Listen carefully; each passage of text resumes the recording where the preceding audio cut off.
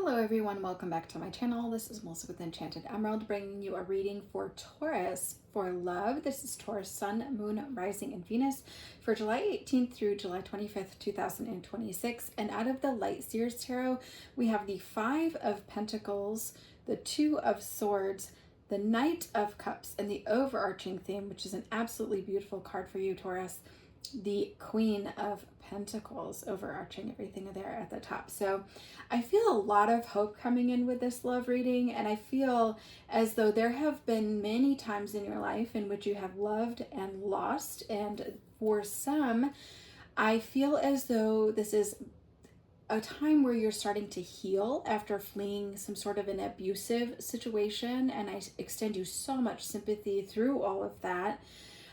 For others specifically, I think that this is a reading to kind of touch on how they have loved and lost in a way where you specifically may have lost a loved one due to their passing. And if that is the case for you, then I also send my condolences. But I think with this, I'm seeing this beautiful, bright, yellow circle, central sun, really tapping into that solar plexus chakra. I do think that this has really broken you wide open and has led to a great personal healing and expansion, right? For those coming out of this abusive situation, I think you have learned and have started to grow from that, where you're no longer going to ignore any red flags. You're going to uphold your boundaries to the best of your abilities, right? I think what's happening with all of this is it could feel a little bit for some like it's been a dark night of the soul, and it's broken you wide open now to just let that light in, to really illuminate everything, to bring it to the surface, to understand, to heal, to grow, and it's led to this beautiful spiritual awakening. But I think that you could be taking actions at this time, like where you're making these moves strictly out of necessity. This could be a literal move, right? Where you're physically moving spaces, moving to a new place.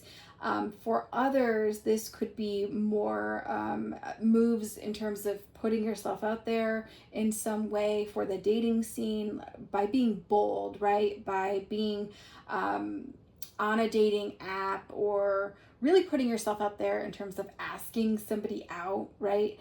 Taking your chances, taking your shot, shooting your shot. And so you don't necessarily know exactly how everything is going to go, but you're willing to take that leap of faith, right? Like you are wanting to do this because you feel as though you've had no choice, right? You've come to the realization that you have to make a move. If you want something to change, you have to get out there and go after it. And I think when I hear the songs that are coming through with this, I hear it's a Celine Dion song, Because You Loved Me. I feel just an incredible amount of sadness coming in with that.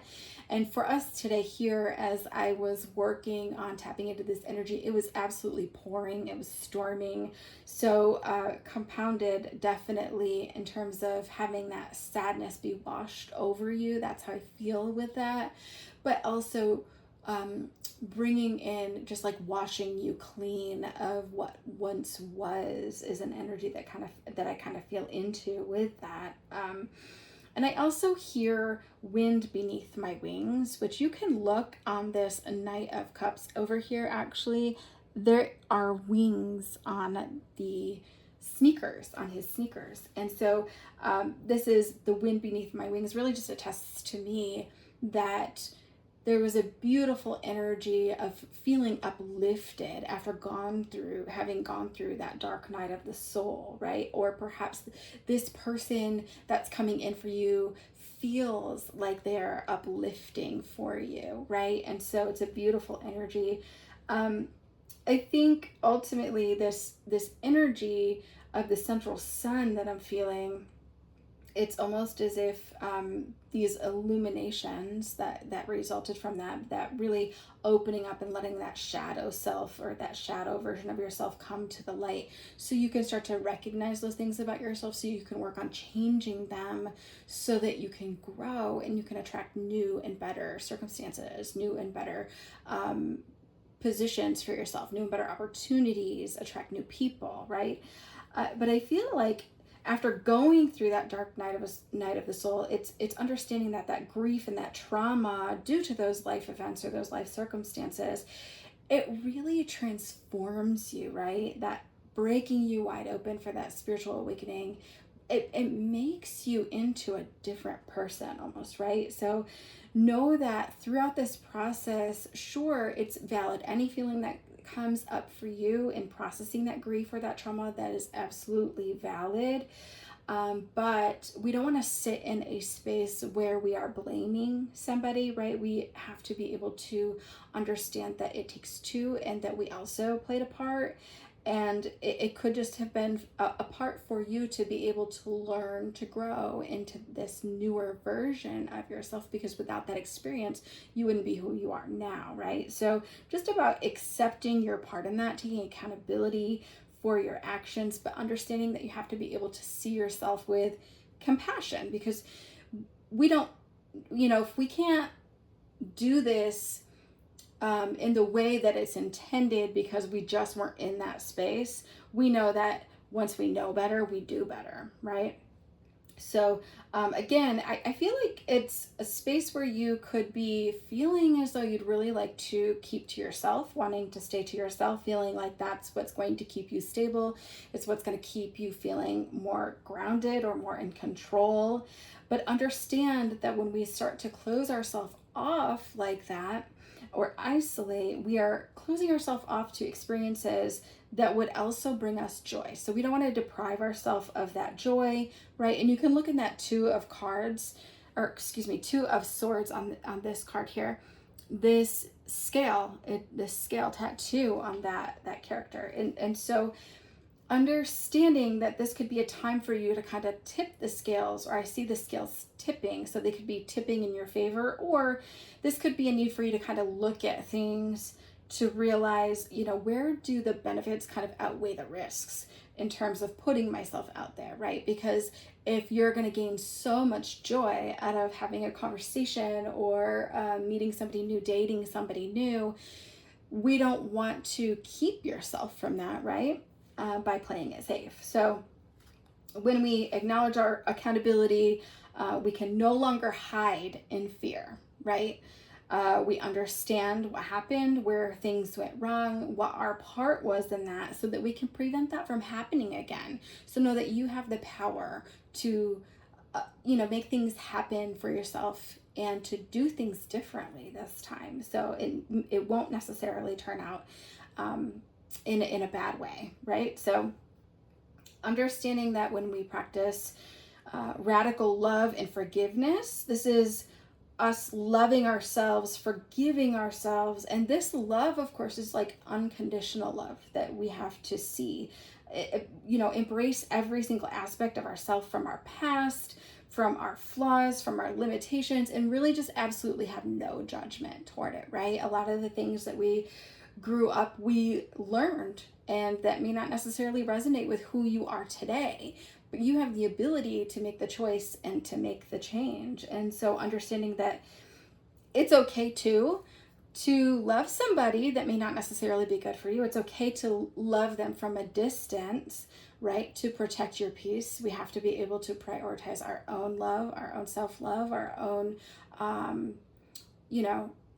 self-care, right? And it's okay if you still have feelings or care about somebody. That makes you human, right? So, but I do feel overall this new love that is going to be coming in is going to be somebody who's really going to breathe life into you, right? And this person, I feel like they're used to living on the edge. You can see that this person here looks like a bit of a bad boy type of persona, right? They have tattoos and like very romantic, right? With the roses. So I feel like this is someone who grew up and they were taught that life is meant to be lived. So they live their life through experiences. They may not have a lot of stuff, right? I feel like they might practice minimalism, but they really, really enjoy spending money with experiences. And this will be a person, like if your love language is, receiving gifts, if you really enjoy receiving or giving gifts,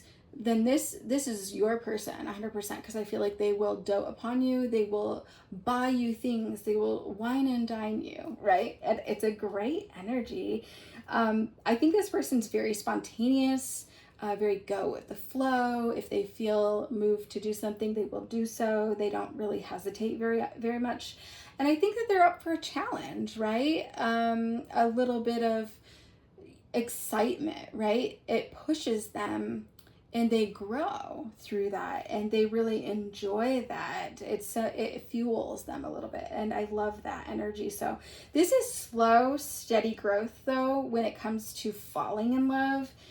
This person, it's important to be mindful, of course, when we talk about spontaneous love versus what impulsive love looks like, right?